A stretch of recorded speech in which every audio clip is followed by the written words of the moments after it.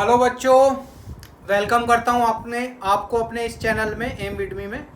और आज इस वीडियो में हम लेकर आए हैं Newton second law of motion. First law of motion हमने अपनी लास्ट वीडियो में डिस्कस किया था, तो चलिए स्टार्ट कर देते हैं। न्यूटन ने 1687 में सेकंड लॉ दिया था, ये Newton second law of motion. तो इसका स्टेटमेंट क्या कहता है? The rate of change of momentum is directly proportional to the applied force.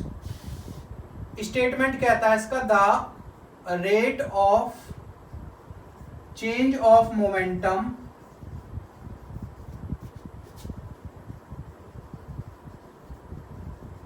is directly proportional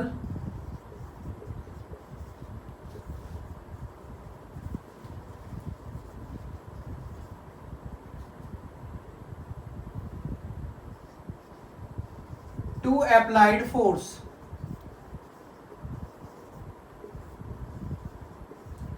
तो बच्चों इसमें एक टर्म आ गई आपकी मोमेंटम। मोमेंटम क्या होता है ये भी हम डिस्कस करेंगे इस वीडियो में, इसके एग्जांपल्स भी डिस्कस करेंगे और ये किस तरीके से डिराइव करेगा, हमें एक इक्वेशन और देगा, वो डेरिवेशन भी हम इस वीडियो में कवर करेंगे। तो मोमेंटम क्या होता है बच्चों, अगर हम इसकी बात करें तो पहले मोमेंटम को समझ लेते हैं। मोमेंटम होता है आपका, it is the product of mass and velocity. mass and velocity, the product of mass and velocity। और momentum हमें बताता है it tells us about the motion of a body। Body के अंदर कितना मोशन है ये हमको मोमेंटम से पता चलता है। एक वेक्टर क्वांटिटी है मोमेंटम हमारी, ये it is a vector quantity. तो बच्चों मास और वेलोसिटी से कैसे डिपेंड करता है, थोड़ा सा हम एग्जांपल लेते हैं, उसके बाद हम इस पर आएंगे सेकंड लॉ ऑफ मोशन पे। मान लीजिए आपके पास दो बॉल हैं, एक क्रिकेट बॉल है और एक आपके पास में आपने कागज़ की बॉल बना ली, जैसे बच्चे छोटे बना लेते हैं। तो यदि दोनों बॉलों को फेंका जाए किसी के ऊपर या मारा जाए किसी को उन दोनों बॉलों से, तो किससे ज़्यादा चोट लगेगी? जो क्रिकेट बॉल है, हैवी बॉल है, उससे ज़्यादा चोट लगेगी, और जो कागज़ की बॉल है उसी शेप की, उससे चोट नहीं लगेगी। तो इसका मतलब ये हुआ कि मास, मोमेंटम, मोशन, मास का काफ़ी इफेक्ट है, डायरेक्टली प्रोपोर्शनल हो गया मोमेंटम के। सेकंड एग्जांपल हम लेते हैं बुलेट का। बुलेट छोटी होती है, मास अगर उसकी बात करें वजन उसमें काफ़ी कम है, मगर वेलोसिटी काफ़ी ज़्यादा है। अब हम एक तरफ क्रिकेट बॉल लेते हैं, एक तरफ बुलेट लेते हैं। हमने बुलेट को फायर किया और दूसरी तरफ से हमने क्रिकेट बॉल फेंक दी। तो जो बुलेट होगी आपकी वो छोटी बेशक है, उसमें वजन भी कम है, मास कम है, मगर उसकी वेलोसिटी ज़्यादा है। तो वेलोसिटी ज़्यादा होने की वजह से वो हिट ज़्यादा करेगी। तो इन दोनों केसेस से हमें पता चला मोशन के बारे में कि यदि मास बढ़ जाए किसी बॉडी का, वजन बढ़ जाए, तो भी ज़्यादा वो हिट करेगी, ज़्यादा इंजरी प्रोड्यूस करेगी, और वेलोसिटी बढ़ने से भी ज़्यादा हिट करेगी। ओके बच्चों, तो मोमेंटम होता है हमारा product of mass and velocity. तो आगे बढ़ते हैं। तो सेकंड लॉ में हमने देखा rate of change of momentum is directly proportional to the applied force. ये क्या है इसका मतलब? मोमेंटम को हम पी से डिनोट करते हैं, rate of change of momentum. Change of momentum is delta P. ये आपका डेल्टा में चेंज का साइन है, अपॉन टी। रेट में टाइम भी ले लेंगे हम, इसमें अंडरस्टूड है, is directly proportional to the applied force. ये कह रहा है आपका सेकंड लॉ ऑफ मोशन। अब इसे हम मैथमेटिकली आगे बढ़ाते हैं। P means mass into velocity. अभी हमने देखा P is equal to mass into velocity होता है, मगर ये बच्चों change in momentum. Change in momentum means m v2 minus v1 means velocity में चेंज। ये आपका है delta p।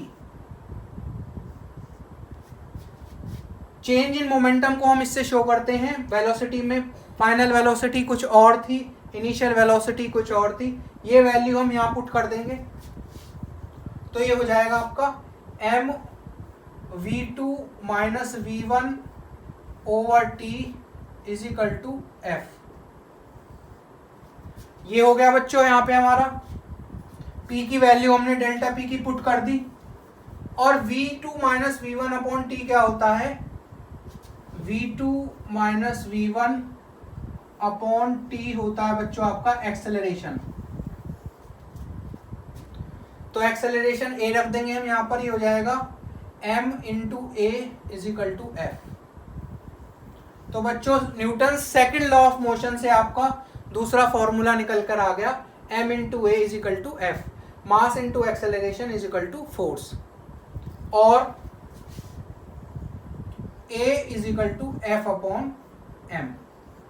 Acceleration produced in a body is directly proportional to the force applied on the body and inversely proportional to its mass। ये भी आपका Newton का second law ही है, इसको हम लिख देते हैं।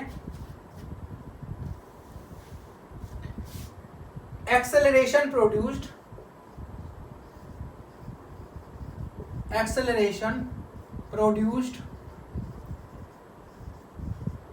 in a body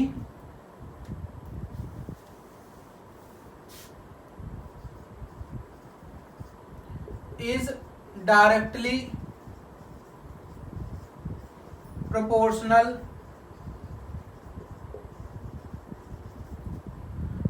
proportional to the force applied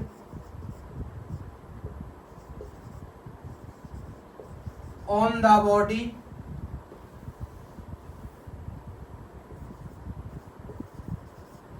and inversely proportional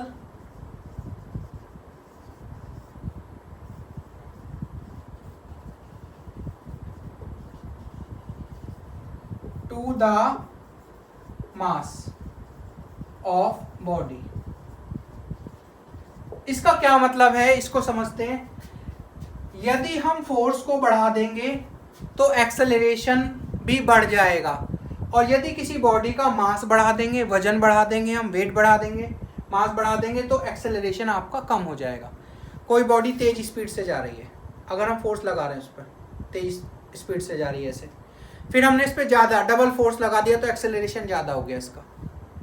यहीं यदि हम इस बॉडी का वेट बढ़ा दें, अब हमने डबल वेट कर दिया, मास इसका बढ़ा दिया, तो पहले ऐसे जा रहा था तेजी से, अभी धीरे धीरे जाएगा। इसका मतलब ये हुआ एक्सेलरेशन फोर्स से डायरेक्टली प्रोपोर्शनल है और मास से inversely. I hope you like this video, और Newton's third law of motion हम नेक्स्ट वीडियो में कवर करेंगे। Thank you.